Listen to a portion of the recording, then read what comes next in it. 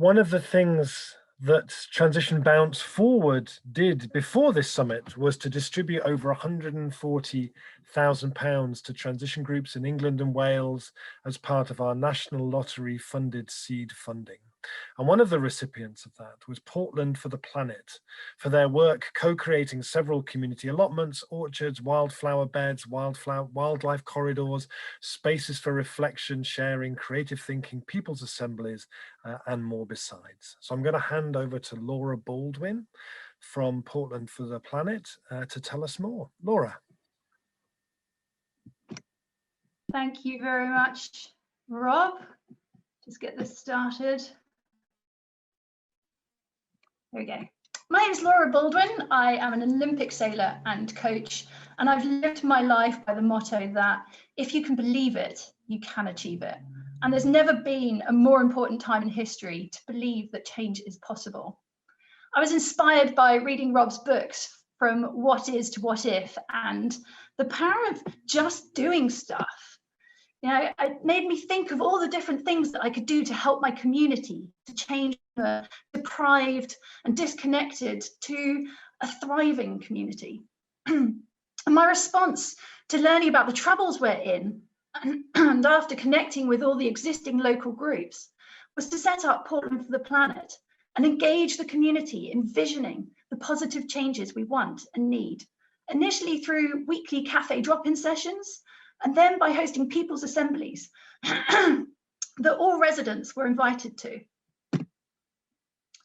There's so much needing to change.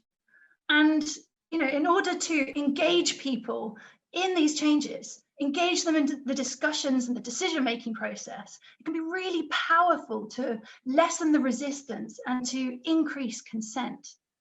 So we did a tour of our local towns and we asked two questions. And the first was, what should our county council do to tackle the climate and ecological emergency?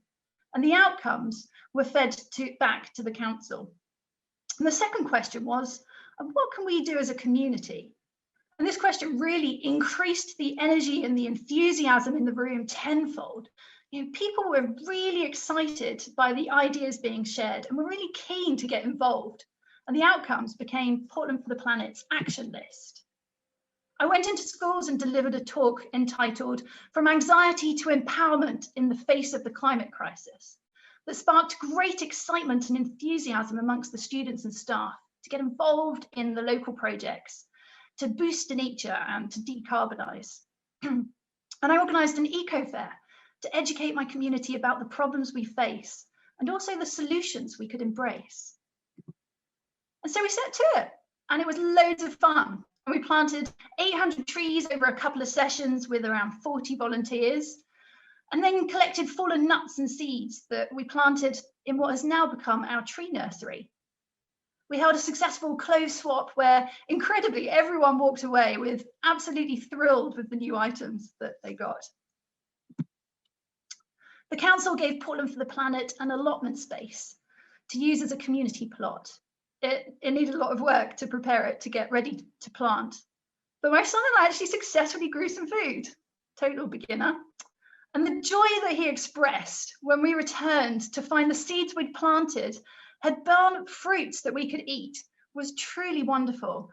And it's something that every child should get to experience. This winter, we planted 1,500 tree saplings in 3 council-held sports fields, creating diverse wildlife hedges. And we've started what will become a small woodland and planted 4 pocket orchards so far.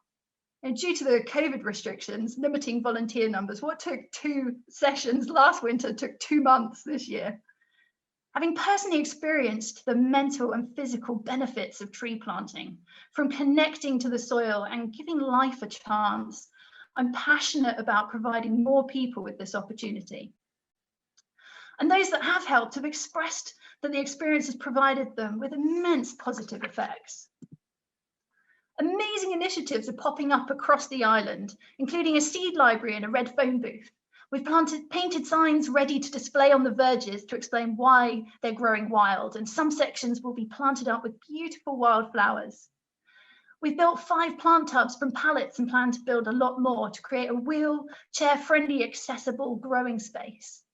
And we plan to engage the schools in growing trees from seeds.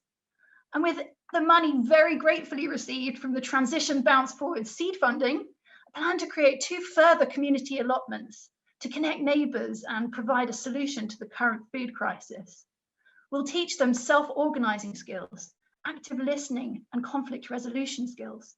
We'll include attractive spaces for socialising, ideas generating, and play areas for the kids with mud kitchens and sand pits. We'll incorporate a community shelf for giving what you can and taking what you need, and a share shed of useful things that we don't all need to own.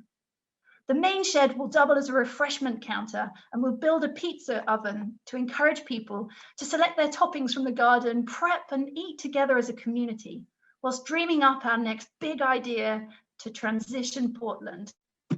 It's time to dream, believe and achieve. Thank you.